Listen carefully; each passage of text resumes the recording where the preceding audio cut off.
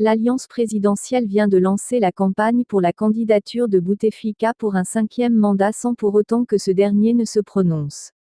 Le système dont la façade est incarnée par les 4 personnages de la coalition gouvernementale, Ahmed Ouyahia, Mouad Bouchareb, Amara Benyones et Amar Goul, démontre de la sorte qu'il a fait son choix léonin, celui de la continuité. Ce quatuor qui s'est réuni au siège du FLN a annoncé la candidature de Bouteflika pour l'élection présidentielle du 18 avril prochain. Pourtant, cet attelage n'ignore pas que la figure de proue qu'il remonte en selle est lourdement handicapée depuis son AVC d'avril 2013. Le pire dans cette histoire est que Abdelaziz Bouteflika a survolé, en silence, son 4e quinquennat sans jamais s'adresser directement aux Algériens. On est donc devant une candidature par procuration qui ne dit pas son nom. En jetant leur dévolu sur les prolongations, les coalisés du système lèvent le voile sur un blocage institutionnel qui s'exprime via l'absence d'une alternative consensuelle. En parallèle, on note que le général de corps d'armée et vice-ministre de la Défense nationale, Ahmed Gaïd Salah, a eu la main lourde en ordonnant récemment la mise aux arrêts de 13 officiers supérieurs, lieutenants-colonels et colonels de l'VANP. Leur tort, s'être rapproché du candidat à la présidentielle, le général-major à la retraite Ali Guédiri, alors qu'une circulaire que Gaïd Salah avait signée lui-même le 24 janvier dernier rappelle l'interdiction faite à tout militaire en fonction d'avoir une activité partisane. La circulaire somme le personnel militaire de ne pas avoir de contact avec les candidats à l'élection présidentielle. D'aucuns ont compris que c'était Ali Guédiri qui était visé par cet interdit. Pour avoir contacté par téléphone leur ancien responsable hiérarchique pour lui exprimer leur sympathie et leur soutien dans son entreprise de briguer le poste de président de la République, le groupe d'officiers croupis en prison depuis plusieurs jours. Pour rappel, au lendemain de l'annonce par Ali Guédiri de sa volonté de se lancer dans la course, le vice-ministre de la Défense a commis dans la revue El Jaish un article incendiaire accusant le candidat de tous les maux. Ce qui laisse présager que ces candidatures a surpris, voire ébranler le système. Ali Guédiri ne fait pas que cartonner sur les réseaux sociaux. Il vient de bénéficier d'un ralliement de taille, à savoir l'Union pour le changement et le progrès, UCP, parti dirigé par l'avocate Zoubida Assoul, ancienne magistrate qui se revendique laïque. Un choix dicté par la concordance des visions entre l'UCP et le candidat indépendant Ali Guédiri sur les voies et moyens pour concrétiser cette rupture, avec le système politique dominant. Par ailleurs, le parti, qui constitue un des piliers forts du mouvement Mouatana Citoyenneté, estime que l'échéance présidentielle peut constituer l'opportunité d'une rupture avec le système en place et son mode de fonctionnement, malgré un contexte caractérisé par l'opacité et l'absence de perspective pour les Algériens et bien que les conditions objectives d'une compétition électorale honnête et transparente ne soient pas réunies. C'est le premier parti politique qui annonce ainsi son ralliement à la candidature de A. Guédiri après celui apporté par des personnalités connues, comme le célèbre avocat Mokrane Ait Larbi. Sitôt la décision annoncée, la direction du parti de l'UCP a rencontré le comité de campagne de Ali Guédiri, sans doute pour discuter de la manière de coordonner les actions, notamment en cette période de pré-campagne. La candidature de Bouteflika pour un 5e mandat, annoncée par les 4 partis de la coalition et confirmée officieusement par le Premier ministre, Ahmed Ouyahia, a été un moment d'affliction pour une large partie des Algériens. Une situation d'autant plus pénible que le président, gravement diminué par la maladie, est incapable d'annoncer lui-même sa propre candidature. Troublé par l'acharnement des généraux à maintenir un président paralysé sur une chaise roulante depuis l'AVC dont il a été victime en avril 2013, de nombreux Algériens préfèrent tourner en dérision une situation politique invraisemblable, quasiment unique, où le président ne s'est plus adressé aux Algériens depuis 6 ans. Plusieurs médias ont d'ailleurs dénoncé le faux suspense entretenu pendant des mois par la hiérarchie militaire, en faisant croire à l'existence d'autres pistes que le 5e mandat pour un président âgé de 82 ans, malade et qui n'apparaît presque plus en public. Si des dizaines d'Algériens inconnus du public ont retiré les dossiers de candidature à la présidentielle, dans un geste qui rend la situation encore plus ubuesque, les partis d'opposition traditionnels ont d'ores et déjà annoncé leur boycott. Le FFS et le RCD notamment, ont appelé à un boycott massif et pacifique du scrutin du 18 avril 2019. Leur argument est simple, C'est le même scénario du scrutin présidentiel de 2014 qui se répète, avec le même résultat connu d'avance. L'annonce que le président Abdelaziz Bouteflika songe sérieusement à se présenter pour un 5e mandat malgré sa santé totalement déclinante, fait craindre le pire des scénarios pour l'Algérie en 2019. Les nations ne meurent jamais par meurtre mais par suicide ou trahison, affirmait Arnold Joseph Toynbee.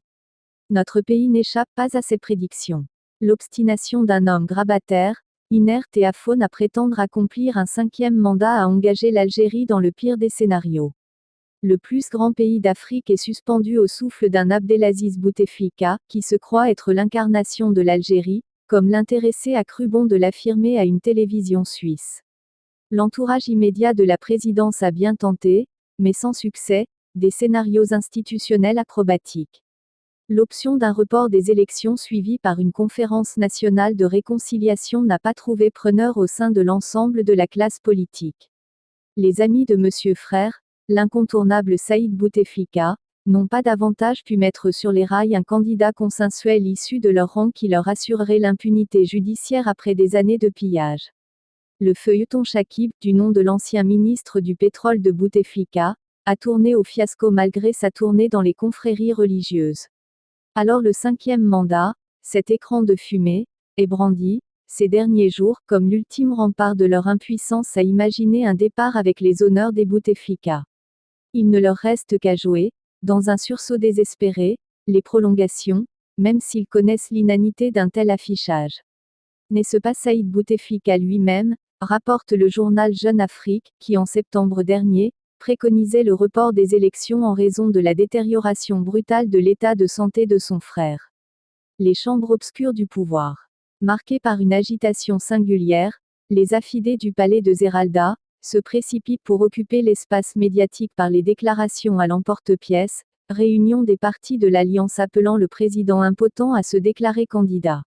Finalement, la prophétie de Nicolas Butler s'est concrétisée en Algérie. Le monde se divise en 3 catégories de gens, un très petit nombre qui fait se produire les événements, un groupe un peu plus important qui veille à leur exécution et les regarde s'accomplir, et enfin une vaste majorité qui ne sait jamais ce qui s'est produit en réalité. Or, cette vaste majorité n'est pas, interminablement, condamnée à endurer les affres d'une famille qui place son intérêt existentiel au-dessus de l'existence du pays. Il est admis que les cercles restreints existent dans tous les modes de gouvernance, y compris les plus démocratiques. Mais celui qui s'opère à Zeralda met en péril l'avenir du pays mais aussi le destin d'une nation ayant payé un lourd tribut pour son existence.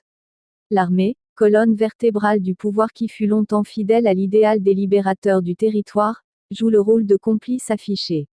Si elle a toujours eu le dernier mot dans l'intronisation des présidents, elle n'est plus une force de recours pour n'être désormais qu'une force d'appoint au service d'un clan. Pourquoi le plus haut gradé de l'armée, Gaïd Salah, accepte de servir le frère d'un président fantomatique? Pourquoi cautionne-t-il l'usurpation anticonstitutionnelle des pouvoirs par une camarilla illégitime? Quand on se croit servir les autres, on ne fait que se servir à travers eux, rappelle l'adage populaire algérien qui tend, et là, à devenir une règle de gouvernance. Attention, le danger vient de toutes parts. Periclita mur omni ora. Cette citation latine devrait être la devise actuelle de l'armée algérienne, ANP, tant que le contexte sécuritaire est gravement menacé, comme il ne l'a jamais été. La présence militaire étrangère aux frontières menace les équilibres de la géostratégie régionale mais aussi globale. L'armée française qui intervenait au Mali en 2013 est présente pour longtemps grâce aux armées auxiliaires des pays limitrophes intégrées au sein de son commandement, dénommé G5 Sahel. Les Américains au Niger disposent d'une flotte conséquente de drones de combat de conception récente. Le Maroc réorganise son armée et refonde la gestion de son espace aérien avec la collaboration des Israéliens. Le patchwork d'insécurité en Libye est exportable à tout moment. Même la Tunisie alliée, en dépit d'un accord commun de défense, octroie, en catimini, à l'armée américaine une base de drones au sud du pays à quelques encablures de nos frontières. Ces pressions étrangères n'ont d'objectif que de condamner l'ANP à plus de concessions géopolitiques. Devrons-nous réviser notre principe doctrinal de non-intervention en dehors de ces frontières? Accepter la domestication de nos forces à marche forcée.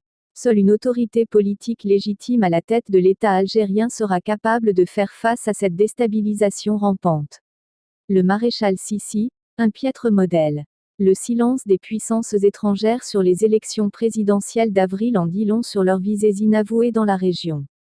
L'ANP finira donc comme l'armée égyptienne, un garde-fou des intérêts des puissances sur Bab al-Mandab sur la mer Rouge. Ces mêmes puissances se sont chargées d'augmenter les capacités de défense marine et aérienne. Cette soumission existe dans d'autres pays comme la Jordanie transformée en une grande académie militaire formant les futurs officiers des armées irakiennes, libyennes, yéménites. Le processus de domestication fut entamé avant le 4e mandat par l'octroi du passage de l'aviation française, sans limite ni restriction, pour intervenir au Mali. Ce geste d'initiation va devenir un rituel pratique d'application à l'échelle continentale sur d'autres segments de l'ANP, notamment les forces spéciales. L'élection présidentielle d'avril prochain revêt une importance primordiale pour le devenir du pays. Le haut commandement de l'ANP ne semble pas prendre conscience du danger qui guette le pays. Que dira-t-on d'un Ben Boulaïd qui a sacrifié ses biens matériels pour le devenir du pays en payant le prix du sacrifice? Son nom demeure dans toutes les mémoires des Algériens jusqu'à la fin des temps. Que dira-t-on d'Ingued Salah dans quelques années? Un homme qui a choisi ses amis et ses proches au détriment de l'Algérie. Organiser des élections présidentielles dans un tel contexte n'aura aucun sens significatif pour le devenir du pays. Un président ainsi mal élu ne pourra guère créer le rapport de force face à nos interlocuteurs étrangers. Nous serons la proie facile des puissances qui se battent acharnement sur le continent africain.